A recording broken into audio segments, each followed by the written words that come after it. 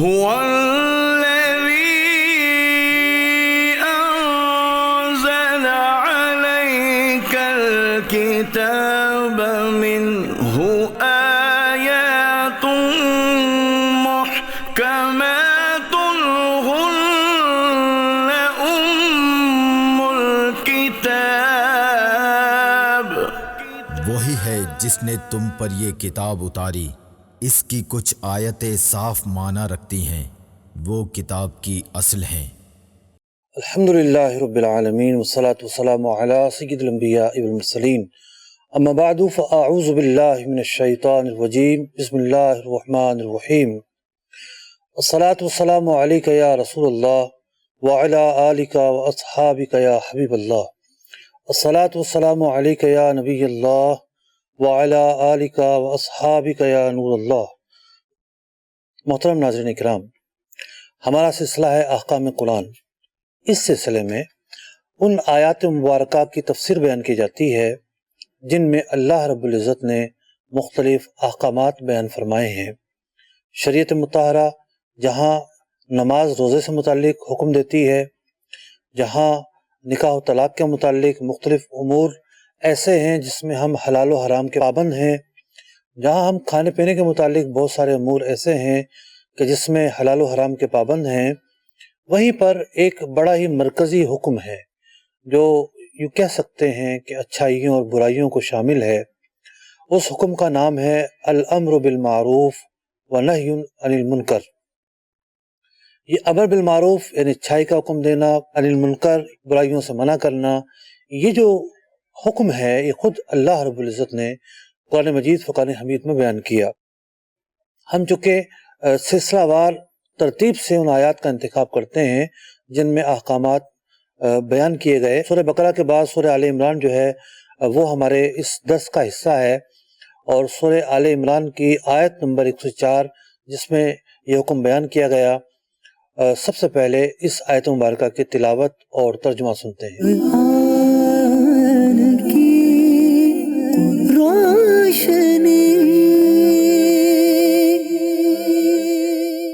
وَلْتَكُن مِّنكُمْ أُمَّةٌ يَدْعُونَ إِلَى الْخَيْرِ وَيَأْمُرُونَ بِالْمَعْرُوفِ وَيَنْهَوْنَ عَنِ الْمُنكَرِ وَأُولَئِكَ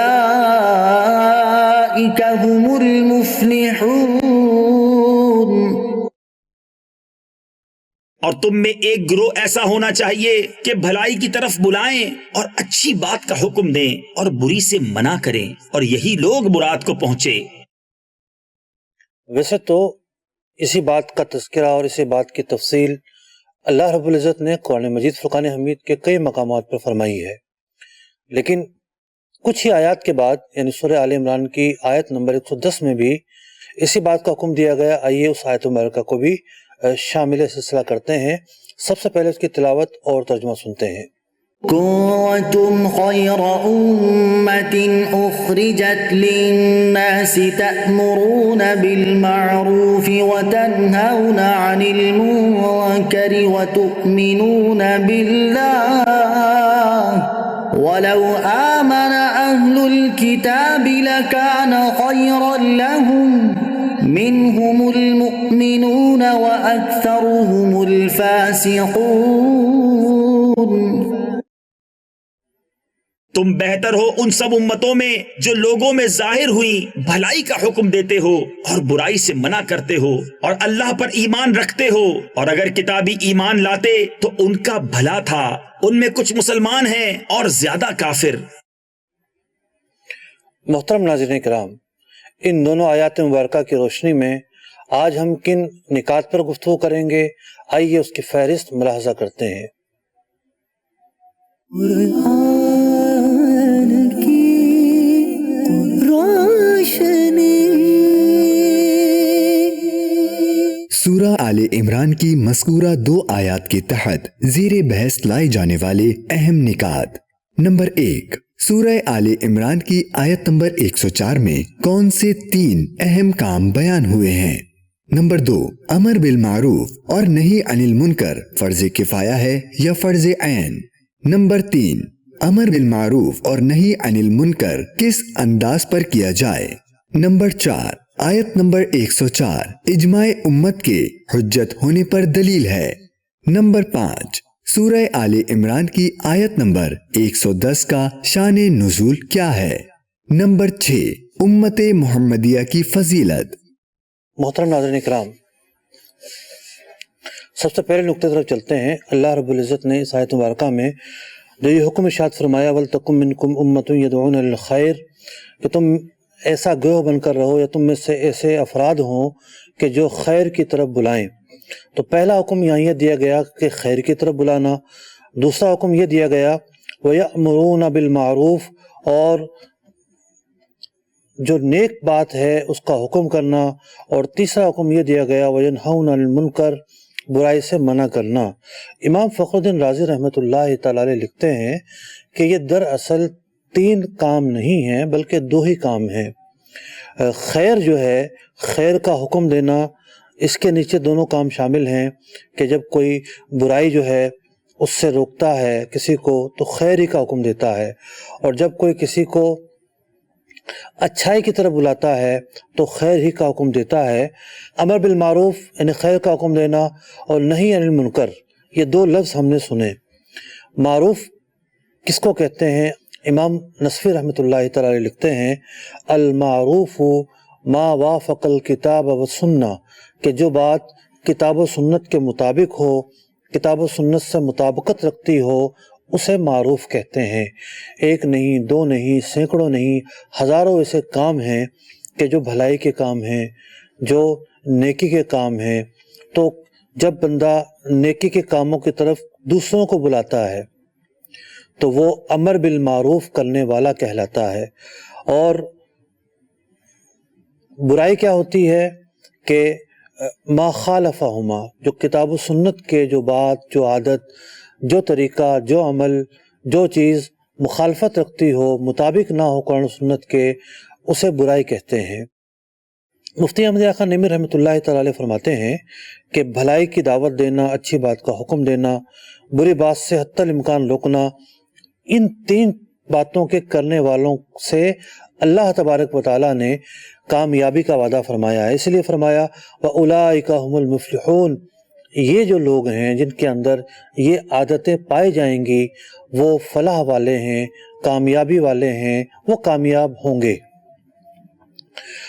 اب اس آیت مبارکہ کی تفسیر بیان کرتے ہوئے مفتی احمد خان نعیمی رحمۃ اللہ تعالی لکھتے ہیں کہ اس آیت مبارکہ کی 2 تفاسیر ہو سکتی ہیں، اور 2 تفسیر ہونے کی وجہ یہ ہے کہ وَلْتَكُم مِّنكُم، لفظ من جو ہے یہ بعض کے لیے ہے یا تبیین کے لیے ہے، اس پر مفسرین کا کلام ہے۔ تو مفتی احمد خان نعیمی رحمۃ اللہ تعالی نے دونوں ہی اعتبار سے اس کی تفسیر بیان کی۔ فرمایا پہلی تفسیر یہ ہے اے مسلمانوں، تم سب کے سب ایسی جماعت، ایسی قوم بن کر رہو جو تمام ٹیڑھے لوگوں کو خیر کی دعوت دے، کافروں کو ایمان کی، فاسقوں کو تقوی کی، غافلوں کو بیداری کی، جاہلوں کو علم اور معرفت کی، خشک مزاجوں کو لذت عشق کی، سونے والوں کو بیداری کی، اچھی باتوں، اچھے عقیدوں، اچھے عملوں، ان سب کا زبانی، عملی، قلمی، علمی قوت سے، نرمی سے، گرمی سے حکم دے۔ یعنی مسلمانوں کے اندر یہ سب عادتیں پائی جانی چاہیے۔ اسی طریقے سے بری باتوں، برے عقیدوں، برے کاموں، برے خیالات سے لوگوں کو زبان، دل، عمل، قلم، تلوار سے یعنی حسب استطاعت روکے۔ تو جس جماعت کے اندر یہ خوبیاں پائے جائیں گی وہ کامیاب ہوگی۔ دوسری تفسیر بیان کرتے ہوئے فرماتے ہیں، یعنی اس آیت مبارکہ کا دوسرا پہلو کہ اے مسلمانوں، تم سب کے سب یوں نہ ہو جاؤ کہ سب ہی دنیا میں مشغول ہو جاؤ، اور نہ ہی یوں کہ سارے کے سارے تبلیغ دین چھوڑ دو، بلکہ تم میں سے ایک جماعت ایسی ہونی چاہیے کہ جو زندگی بھر دین متین کی خدمت کا فریضہ انجام دیتی رہے، تبلیغ اور دعوت خیر کرے، پوری عالم بنے، اپنا مقصد زندگی اسی کام کو بنائے، اور پھر لوگوں کو اچھی بات کا حکم دے اور بری بات سے روکے۔ تو یہ تو ایک مختصر تفسیر تھی اس آیت مبارکہ میں جو حکم بیان کیا گیا، اس کا پس منظر کیا ہے، یعنی نیکی کی دعوت دینا، دوسروں کو برائی سے روکنا، اس کام کی اہمیت کیا ہے۔ درجنوں احادیث مبارکہ میں اس کام کی اہمیت ہمیں سیکھنے کو ملتی ہے، اس کام کے چھوڑنے کی جو مذمت ہے وہ ہمیں سیکھنے کو ملتی ہے، اور ماضی میں کیا ہوتا رہا اور لوگوں پر کس طرح اس کام کو چھوڑنے کی وجہ سے عذاب آیا، اس کا تذکرہ بھی روایتوں سے ہمیں سیکھنے کو ملتا ہے۔ ایک حدیث مبارکہ میں بیان کروں گا، نبی اکرم علیہ السلام کے صحابی حضرت نعمان بن بشیر رضی اللہ تعالیٰ عنہ سے روایت ہے کہ حضور اکرم صلی اللہ علیہ وسلم نے ارشاد فرمایا، اللہ تعالیٰ کی حدود میں مداہنت کرنے والے اور حدود کو قائم رکھنے والوں کی مثال، یعنی ہمارے معاشرے کے اندر کچھ لوگ وہ ہوتے ہیں کہ صحیح اور غلط ان کے نزدیک کوئی اہمیت نہیں رکھتا، جیسا ماحول ہے وہ اس میں رچ بس جاتے ہیں اور کسی کو اچھائی کا حکم نہیں دیتے، برائی سے منع نہیں کرتے، جہاں برائیاں ہو رہی ہوتی ہیں ان کے دل پر، ان کے جذبات پر کوئی اس کا اثر نہیں ہوتا۔ تو ایسے اوصاف سے جو متصف ہوتے ہیں انہیں مداہن کہتے ہیں، مداہنت کرنے والے کہتے ہیں۔ تو حدیث پاک میں فرمایا گیا کہ مداہنت کرنے والے اور نہ کرنے والوں کی مثال، فرمایا ایک قوم نے جہاز کے بارے میں کوڑا ڈالا کہ کچھ لوگ اوپر کے حصے میں رہیں گے اور کچھ لوگ نیچے کے حصے میں۔ اب نیچے کے حصے میں رہنے والوں میں سے کوئی ایک شخص اوپر پانی بھرنے جایا کرتا تھا اور اوپر والوں کو یہ بات گراں گزرتی تھی کہ یہ یہاں ہمارے حصے میں کیوں آتے ہیں۔ نیچے والے نے کیا کیا ایک دن کہ کلہاڑا لے کر اپنے حصے کا تختہ کاٹنا شروع کر دیا۔ اوپر والے نے پوچھا تم کیا کر رہے ہو؟ کہنے لگا کہ میں تمہارے حصے میں جاتا ہوں، تمہیں گرا گزرتا ہے اور پانی لینے سے تمہیں تکلیف ہوتی ہے، پانی لینا مجھے ضروری ہے۔ تو حدیث پاک میں فرمایا گیا کہ اس صورت میں اگر اوپر والے اس کا ہاتھ پکڑ لیں اور تختہ کاٹنے سے روک دیں، خود بھی نجات پائیں گے اور اس شخص کو بھی نجات مل جائے گی۔ اس کے برخلاف اگر اسے چھوڑ دیا اور اس نے تختہ کاٹ دیا تو خود بھی ہلاک ہوں گے اور اسے بھی ہلاک کریں گے۔ تو یہ ہے معاشرے کے اندر جب برائیاں پائی جاتی ہیں، باپ جو ہے اپنی اولاد کو برائیوں سے منع کرنا چھوڑ دے، استاد اپنے شاگردوں کو برائیوں پر تنبیہ کرنا چھوڑ دے، دوست جو ہے وہ اچھائی کا حکم دینے کے بجائے اپنے دوستوں کو برائی کی طرف بلائیں، تو پھر ایک گھر کے اندر بربادی نہیں آتی، ایک محلے کے اندر بربادی نہیں آتی، ایک شہر کے اندر بربادی نہیں آتی، بلکہ پوری کی پوری قوم جو ہے وہ برے کاموں میں مبتلا ہو جاتی ہے۔ تو امر بالمعروف کرنا ایک انتہائی اہم فریضہ ہے۔ یہ اہم فریضہ فرض کفایہ ہے یا فرض عین۔ علماء نے اس کی تفصیل بیان کرتے ہوئے لکھا کہ عمومی طور پر یہ عمل فرض کفایہ ہے، یعنی برائی سے منع کرنے کے لیے پہلا مرحلہ یہ ہوتا ہے کہ برائیوں کا پتہ ہو۔ تو پہلے ذمہ داری تو بنتی ہے علماء کرام کی، وہ صاحب علم ہوتے ہیں، انہیں اچھائی اور برائی کا پتہ ہوتا ہے۔ تو بعض اوقات کیا ہوتا ہے کہ بہت سارے لوگ ایسے دیکھے جاتے ہیں جو برائی سے منع کرنے کے چکر میں اچھائیوں کو بھی برائی کرنا شروع کر دیتے ہیں، یا ایک برائی ہے اس کا وہ درجہ نہیں کہ ایک نا علم شخص جو ہے اس برائی کا کچھ اور درجہ کہہ کے بتا رہا ہوتا ہے۔ تو یوں علم جو ہے ایک بنیاد ہے نیکی کا حکم دینے میں، برائی سے منع کرنے میں۔ تو پہلی ذمہ داری تو جو ہے وہ علماء پر عائد ہوتی ہے کہ گروہ علماء جو ہیں وہ معاشرے میں پائے جائیں۔ علماء منبر و محراب کو استعمال کرتے ہوئے، اپنے قلم اور کتاب کو استعمال کرتے ہوئے، اپنی تقریر اور زبان کو استعمال کرتے ہوئے لوگوں کے اندر بیداری پیدا کریں، لوگوں کے اندر شعور پیدا کریں، لوگوں کے اندر برائیوں کی جو نفرت ہے وہ پیدا کریں۔ اور یہاں یہ بھی پتہ چلا کہ جب یہ کام علماء نے کرنا ہے تو معاشرے کے اندر علماء کا پایا جانا بھی فرض کفایہ ہے۔ ایک تو یہ کہ اگر علماء نہیں پائے جائیں گے تو اصلاح کون کرے گا؟ دوسری بات یہ ہے کہ لوگ جب اپنے اعمال میں غلطیاں کرتے ہیں تو وہ اعمال کی تصحیح چاہتے ہیں، اعمال کی درستگی چاہتے ہیں۔ اب کسی کی نماز میں غلطی ہو گئی، کسی کی روزے میں غلطی ہو گئی، کسی نے زکوٰۃ نکالنی ہے، زکوٰۃ میں غلطی ہو گئی، یا زکوٰۃ کا کوئی مسئلہ پوچھنا چاہتا ہے، حج پر گیا، حج میں غلطی ہو گئی، تو علماء ہوں گے تو وہ ان کی طرف رجوع کرے گا اور اپنے اعمال کی تصحیح چاہے گا، خطا سے بچے گا، درست عمل سیکھے گا، درست طریقہ سیکھے گا، دین پر عمل کرے گا۔ تو اس لیے علماء نے لکھا کہ ہر شہر میں ایک عالم دین کا پایا جانا فرض کفایہ ہے تاکہ وہ لوگوں کی دینی ضرورتوں کو پورا کر سکے۔ تو ایک تو یہ ہے کہ علماء کی ذمہ داری ہے، دوسری بات یہ ہے کہ یہ جو شعبہ ہے نیکی کا حکم کرنا، برائی سے روکنا، یہ حکام کی بھی ذمہ داری ہے۔ اور مطلب کہ حکام کے علاوہ اگر دیکھا جائے تو یہ فرض کفایہ ہے معاملہ، لیکن بعض مواقع پر نیکی کا حکم دینا، برائی سے منع کرنا محض فرض کفایہ نہیں رہتا۔ یعنی فرض کفایہ کا مفہوم یہ ہے کہ معاشرے کے بعض لوگ یہ فریضہ ادا کر رہے ہیں تو سب کی طرف سے گویا کہ ادا ہو گیا۔ یہ مدنی چینل آپ دیکھ رہے ہیں، جب کھولیے آپ کیا دیکھتے ہیں؟ نیکی کی دعوت دیکھتے ہیں، لوگوں کو اچھائی کی طرف بلایا جا رہا ہوتا ہے، برائی کی طرف جانے سے روکا جا رہا ہوتا ہے۔ اور یہ صرف مدنی چینل نہیں ہے، یہ دعوت اسلامی کے پلیٹ فارم سے یہ کام ہو رہا ہے۔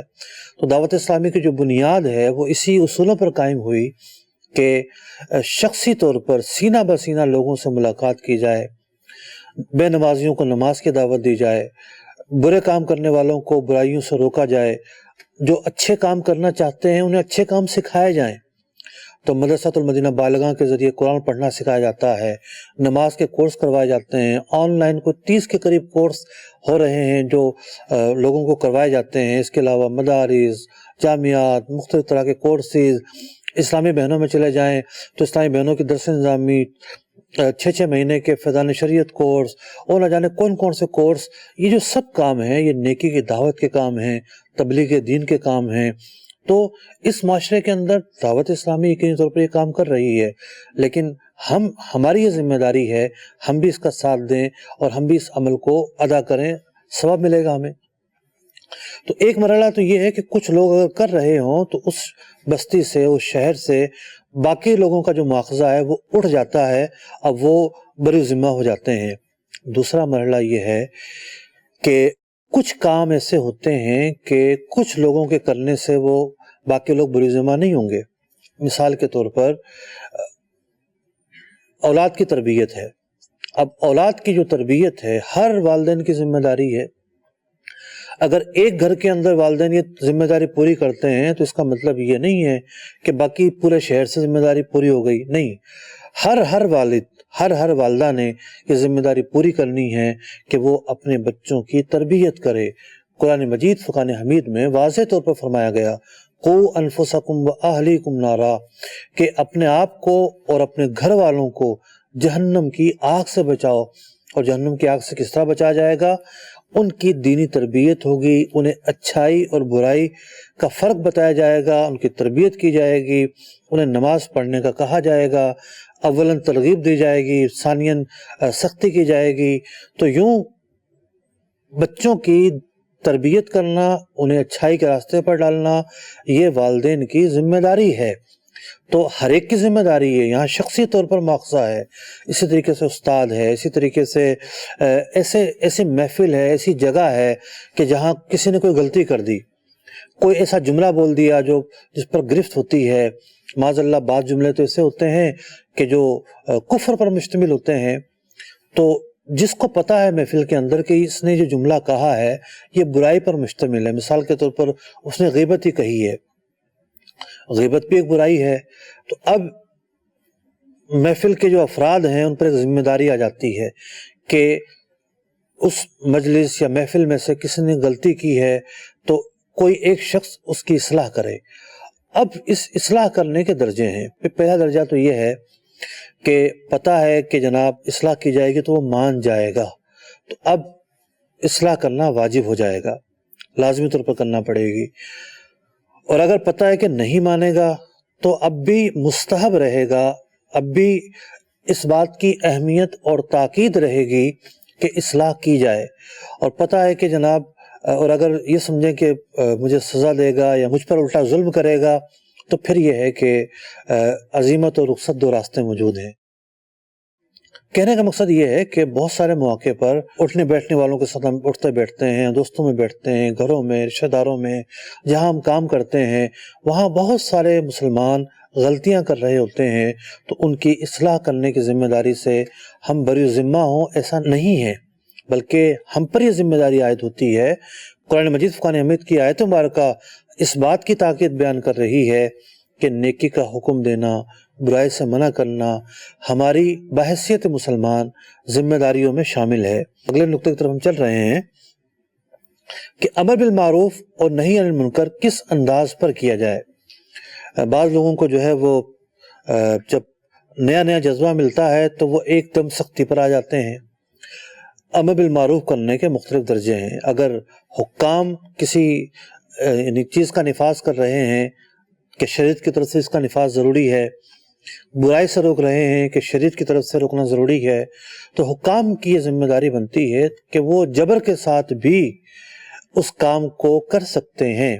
مثال کے طور پر رمضان مبارک کا مہینہ ہے، تو اب ہمارے ملک کے اندر یہ قانون ہے کہ کھلے عام جو ہوٹل ہیں وہ نہیں چلائے جا سکتے، بلکہ ان کو بند کروانا ہوتا ہے۔ صرف کہیں مسافر خانے ہوتے ہیں تو قانون شاید اجازت دیتا ہو، ورنہ اس طرح کی چیزیں جو کھانے پینے کی ہوتی ہیں وہ رکوائی جاتی ہیں۔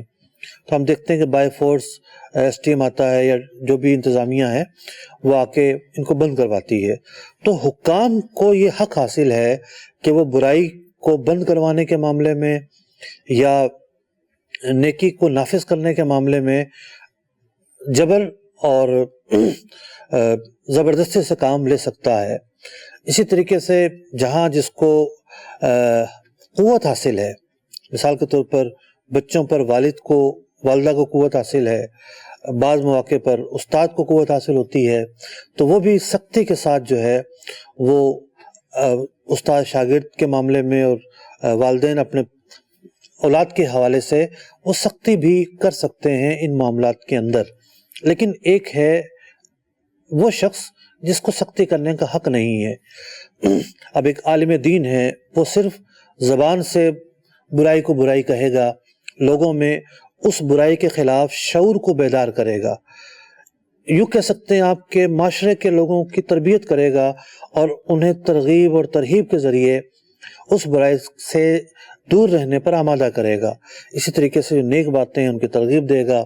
یہی معاملہ عوام کا ہے کہ عوام بھی جو ہے اگر انہیں معلوم ہے، انہیں علم ہے کہ یہ بات یوں ہے، صحیح علم ہے، تو ایک مسئلے کو بھی آگے تک پہنچائے گی۔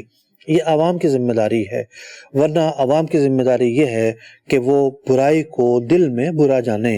حدیث پاک میں فرمایا گیا، من رآ منکم منکرن، تم میں سے جب کوئی برائی دیکھے، فلیغیرہ بیدہ، تو اپنے ہاتھ سے اسے روکے۔ علماء نے لکھا کہ یہ منصب حکام کا ہے۔ فإن لم يستطع فبلسانہ، ہاتھ سے نہیں روک سکتا، اپنی زبان سے روکے۔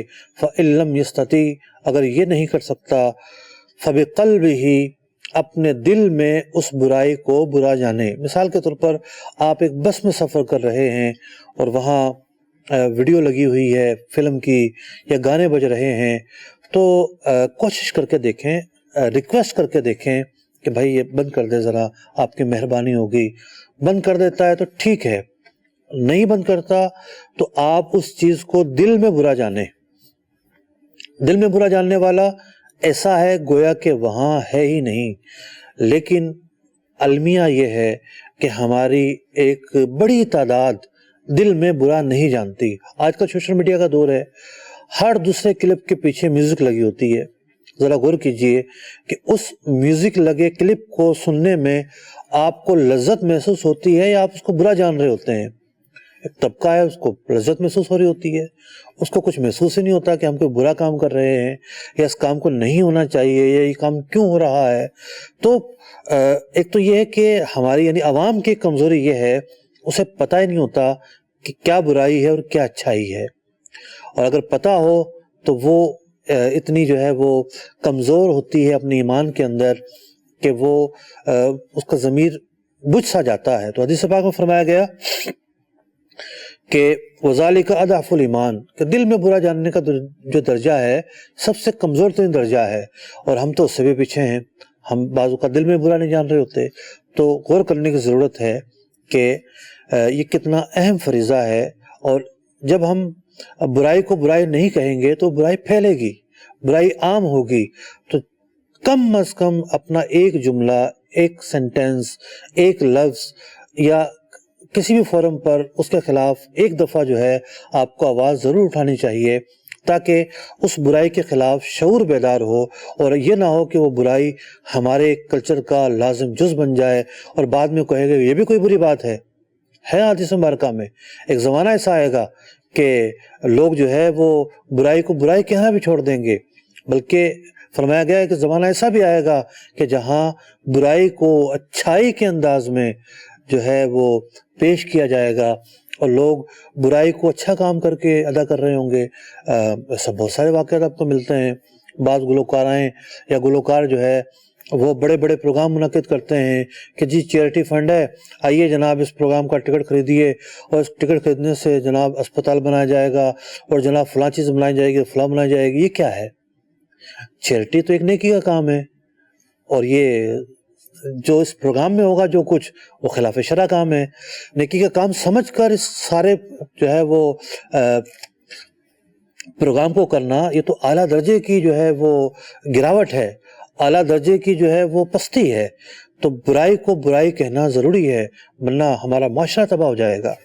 اس آیت مبارکہ کے اندر، یعنی سورہ آل عمران کی آیت نمبر 104 کے اندر اللہ رب العزت نے جو لفظ ارشاد فرمایا وَلْتَكُمْ مِنْكُمْ أُمَّةٌ، کہ تمہیں ایک گروہ بن کر رہنا چاہیے۔ امام حسن بصری رحمۃ اللہ تعالی علیہ، اگلے نقطے کی طرف ہم چل رہے ہیں، امام حسن بصری رحمۃ اللہ تعالی علیہ لکھتے ہیں اصل الامت الجماعت المجتمعۃ علی شیء، امت کہتے ہیں اس گروہ کو کہ جو کسی شے پر جمع ہو، متفق ہو۔ تو لفظ امت اللہ رب العزت نے اس آیت مبارکہ میں ذکر فرمایا۔ یہاں سے علماء نے ایک مسئلہ اخذ کیا کہ دین کے جو ہیں وہ 4 پلرز ہیں۔ ایک پلر کا نام ہے قرآن، ایک کا نام ہے حدیث، تیسرے کا نام ہے اجماع، اور چوتھے کا نام ہے قیاس۔ یعنی کوئی ایسا واقعہ رونما ہوتا ہے کہ جس کا ذکر قرآن و حدیث میں نہیں، تو علماء یہ دیکھیں گے کہ قرآن و حدیث میں جو باتیں بیان ہوئی ہیں ان میں سے کسی اصول کی روشنی میں یہ نیا مسئلہ حل ہو جائے، تو وہ قیاس ہوتا ہے جس سے وہ استدلال کرتے ہوئے نئے مسائل پر حکم وارد کرتے ہیں۔ مثال کے طور پر قرآن و حدیث کے اندر شراب کی حرمت بیان ہوئی، تو شراب کی حرمت بیان ہونے کا یہ مطلب نہیں ہے کہ کوئی اور نشے کی چیز حرام نہیں ہوگی۔ علماء نے جب اس کی علت اور سبب پر غور کیا، پتہ چلا کہ اس کی علت اور سبب جو ہے حرام ہونے کا وہ نشہ ہے۔ تو اب جتنی بھی نشے والی چیزیں ایجاد ہو جائیں، قیاس کے اصول کے تحت علماء اس کو حرام قرار دیں گے۔ تو شریعت مطہرہ کا ایک 4 پلرز ہیں، قرآن، حدیث، اجماع، قیاس۔ تو جو اجماع ہے وہ اس آیت مبارکہ کے ذریعے بھی علماء نے اس کا استدلال کیا کہ اس آیت مبارکہ میں اللہ رب العزت نے لفظ امت کو ذکر فرمایا، اور امت کہتے ہیں کسی شے پر مجتمع ہونے والے گروہ کو، اور اسی لیے حدیث مبارکہ میں فرمایا گیا ان اللہ لا یجمع امتی علی ضلالہ، کہ اللہ رب العزت میری امت کو گمراہی پر جمع نہیں کرے گا۔ یعنی یہ نہیں ہو سکتا کہ پوری کی پوری امت گمراہی پر جمع ہو جائے، بلکہ ہر صدی کے اندر، ہر سال کے اندر ملک کے اور دنیا بھر کے مختلف پھیلے ہوئے مسلمانوں میں سے اولیاء کرام کی بہاریں آتی رہیں گی، علماء کی بہاریں آتی رہیں گی، صالحین پیدا ہوتے رہیں گے، تو وہ یوں سب لوگوں کو برائی پر جمع ہونے سے روکے رکھیں گے، اور قیامت تک کے لیے، یعنی قیامت جب تک قائم نہیں ہو جاتی اس سے پہلے جب تک اہل ایمان موجود رہیں گے، اس حالت میں موجود رہیں گے، سب کے سب گمراہی پر جمع نہیں ہو پائیں گے۔ بہت سارے لوگ ہوں گے جو گمراہ ہوں گے، بدعات پر قائم ہوں گے، گمراہ کن باتیں بھی کریں گے، لیکن پوری امت گمراہی پر جمع نہیں ہو سکتی۔ فرقہ ناجیہ ہر دور میں پایا جاتا رہے گا، ایسا گروہ جو کامیاب ہے۔ جو اللہ کے ہاں سرخرو ہے، جو اللہ کے ہاں مقبول ہے، وہ ہر زمانے میں پایا جاتا رہے گا۔ فرمایا گیا ید اللہ مع الجماعہ، اور ایک روایت میں الجماعہ، اور اللہ کا جو دست قدرت ہے وہ جماعت پر ہے۔ تو یہاں جماعت کی اہمیت بھی پتہ چلتی ہے کہ مسلمانوں کو مل کر رہنا چاہیے، قوت کے ساتھ رہنا چاہیے، کہ ایک ایک کر کے انگلیوں کی طاقت اور ہوتی ہے، اور ایک مکہ بن جائے اس کی طاقت کچھ اور ہوتی ہے۔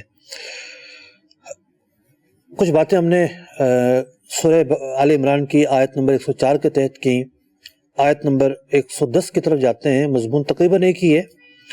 اس کا شان نزول یہ ہے کہ ایک موقع پر مالک بن سیف اور وہب بن یہود نے مسلمانوں پر طعن کیا، اور حضرت عبداللہ بن مسعود رضی اللہ تعالیٰ عنہ، حضرت ابی بن کعب، حضرت معاذ بن جبل اور دیگر صحابہ کرام علیہم رضوان سے فرمایا کہ ہم افضل ہیں، یعنی یہودی جو ہیں وہ افضل ہیں۔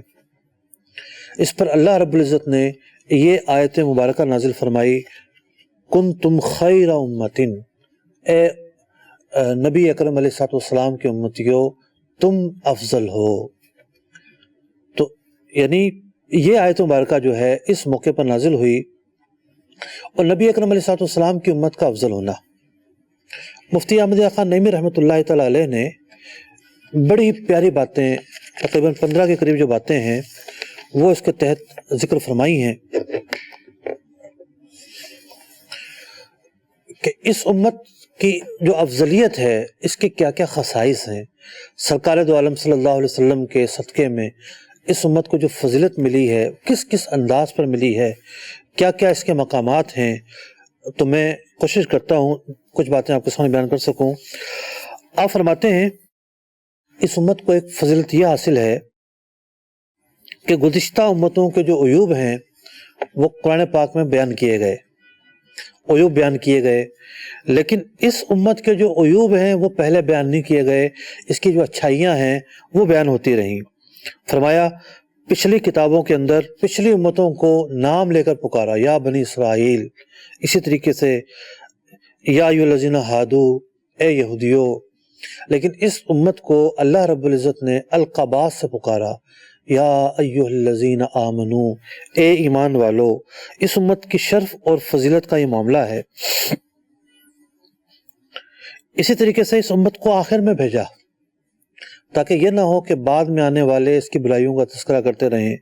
اسی طریقے سے پچھلی امتیں اپنے انبیاء کے بعد ساری کی ساری گمراہ ہو جایا کرتی تھیں، لیکن اس امت کا یہ خاصہ ہے، اس امت کو اللہ تبارک و تعالیٰ نے یہ بہار عطا فرمائی کہ یہ امت قیامت تک گمراہی پر جمع نہیں ہوگی بلکہ فرقہ ناجیہ پایا جاتا رہے گا۔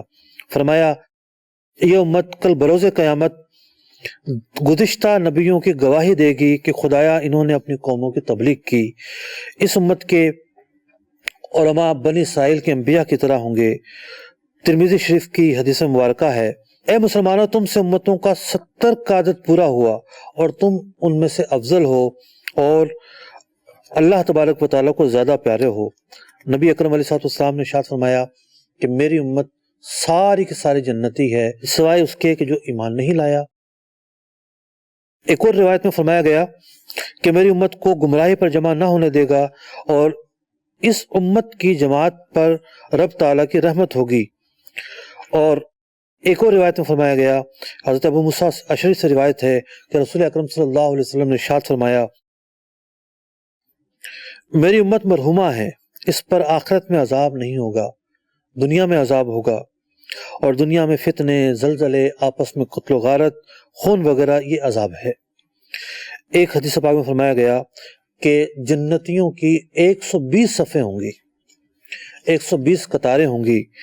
فرمایا جن میں سے 80 صفیں، 80 قطاریں میری امت کی ہوں گی اور باقی 40، صرف 40 ساری امتوں کی ہوں گی۔ یعنی امت محمدیہ جو ہے وہ تعداد میں زیادہ ہوگی، جنت میں تعداد میں زیادہ ہوگی۔ فرمایا کہ ترمذی شریف میں اس امت کو کیا فضیلت حاصل ہوگی کہ اس امت کے بعض لوگ ایسے ہوں گے کہ جو ایک ٹولی یعنی چھوٹی جماعت اور کچھ لوگ ایک بڑی جماعت کی شفاعت کریں گے، یعنی اس امت کے صالحین، علماء، شہداء، انہیں یہ فضل حاصل ہوگا کہ وہ لوگوں کی شفاعت کریں گے۔ فرمایا کہ اللہ تعالیٰ نے میرے ساتھ وعدہ کیا ہے کہ میری امت کے 70,000 شخص بغیر حساب و کتاب کے جنت میں داخل ہو جائیں گے، اور ان میں سے ہر ایک کے ساتھ 70,000 ان کے طفیلی بھی ہوں گے۔ ایک حدیث مبارکہ میں فرمایا گیا، جنت ہم سے پہلے دیگر انبیاء پر حرام ہے، سرکار دو عالم صلی اللہ علیہ وسلم سب سے پہلے داخل ہوں گے، اور ہماری امت سے پہلے دیگر امتوں پر حرام ہے، یعنی سرکار دو عالم صلی اللہ علیہ وسلم کی امت جو ہے سب سے پہلے جنت میں داخل ہوگی۔ آپ دیکھیے اللہ رب العزت نے اس امت کی فضیلت کا تذکرہ فرمایا۔ کہاں تذکرہ فرمایا؟ کہ یہ امت اخرجت للناس، لوگوں کے لیے نکلتی ہے، تامرون بالمعروف، نیکی کا حکم دیتی ہے، تنہون عن المنکر، برائی سے منع کرتی ہے۔ تو نیکی کا حکم دینا، برائی سے منع کرنا، وہ منہج، وہ راستہ ہے جو حضرات اولیاء کرام کا راستہ رہا ہے۔ حضرات اولیاء کرام کیا کرتے رہے؟ لوگوں کو بدلتے رہے، لوگوں کی اصلاح کرتے رہے، معاشرے کے معاشرے، شہر کے شہر، ملک کے ملک تبدیل ہو گئے۔ لوگوں نے کلچر چھوڑ دیا، لوگوں نے مزاج چھوڑ دیے، لوگوں نے ملک چھوڑ دیے، لیکن صحیح راستے پر آنا انہوں نے اختیار کیا۔ تو یہ اتنا عظیم کام ہے۔ نیکی کی دعوت کس طرح دی جائے، کیسے دی جائے، اس سے کیا آداب ہیں، کیا فضیلت ہیں، کیا طریقہ ہے۔ قبلہ شیخ طریقت امیر اہل سنت نے ایک بہت ہی پیاری کتاب اس عنوان پر لکھی ہے، اس کا نام ہے نیکی کی دعوت۔ نیکی کی دعوت بہت ہی پیاری کتاب ہے، اور یعنی یہ سمجھیے کہ جو شریعت مطہرہ کی تعلیمات ہیں، یہ چیپٹر جو ہے ان تعلیمات کا ایک حصہ ہے، اور اس چیپٹر کو پڑھنے سے شریعت مطہرہ کی تعلیمات میں سے جو ایک اہم باب ہے، ایک اہم جو مواد ہے اور کنٹینٹ ہے، وہ ہمیں سیکھنے کو ملتا ہے۔ اللہ رب العزت سے دعا ہے اللہ رب العزت ہمیں نیکی کی دعوت کا جذبہ عطا فرمائے، خود بھی برائیوں سے بچنے کی توفیق عطا فرمائے، اور دوسروں کو بھی برائیوں سے روکنے کی حسب استطاعت توفیق عطا فرمائے۔ برائیوں سے جو روکنا ہے، اس کے لیے سب سے پہلے جذبہ چاہیے ہوتا ہے۔ مثال کے طور پر آپ نے کسی کو سلام کیا اور اس نے کوئی جواب ہی نہیں دیا۔ بہت سارے لوگ ایسے ہوتے ہیں، آپ کو ملیں گے کہ جناب آپ سلام کریں گے تو جواب ہی نہیں دیتے۔ تو اب قطع نظر اس کے کہ آپ کو رپلائی کیا نہیں کیا، ایک اور پہلو کی طرف توجہ دلانا چاہتا ہوں۔ آپ کے دل کے اندر جذبہ ہونا چاہیے کہ اس شخص نے ایک واجب چھوڑا ہے، کہ جو سلام سنتا ہے اور بلند آواز سے جواب دینا اس پر واجب ہوتا ہے، جیسے خواتین پر واجب نہیں ہے۔ یا خواتین نے کیا آپ کو تو آپ کو بلند آواز سے جواب دینا واجب نہیں ہے، لیکن جہاں واجب ہوتا ہے اور وہ یہ عمل نہیں کرتا، تو آپ کے دل میں یہ درد اور تڑپ ہونی چاہیے کہ یہ بندہ گناہگار ہو گیا، آخرت میں اس کی پکڑ ہوگی اب اس مطلب کہ غلطی کے سبب، تو کیوں میں اس کو ہلاکت کی طرف جانے دوں، برائی کی طرف جانے دوں، اور آخرت میں اس کی پکڑ ہو۔ میں اسے سمجھاتا ہوں، اسے بتاتا ہوں، تاکہ اس غلطی سے یہ محفوظ رہے۔ بتائیے کہ بھوکے کو کھانا کھلانا اپنی جگہ نیکی ہے، کسی کو تعلیم دلوانا اپنی جگہ نیکی ہے، لیکن کسی کو جہنم کی آگ سے بچانا کتنی بڑی نیکی ہوگی۔ تو اصل جذبہ ہے، جو سارا کام ہے اس کی جو روح ہے وہ جذبے پر مشتمل ہے۔ تو جس کے اندر مسلمانوں کی خیر خواہی کا جذبہ ہوگا تو وہ راستہ نکال کر سامنے والے کی خیر خواہی کرے گا، بتائے گا کہ بلند آواز سے جواب دینا آپ پر واجب ہے، یہ کام نہیں کریں گے تو گناہ گار ہوں گے۔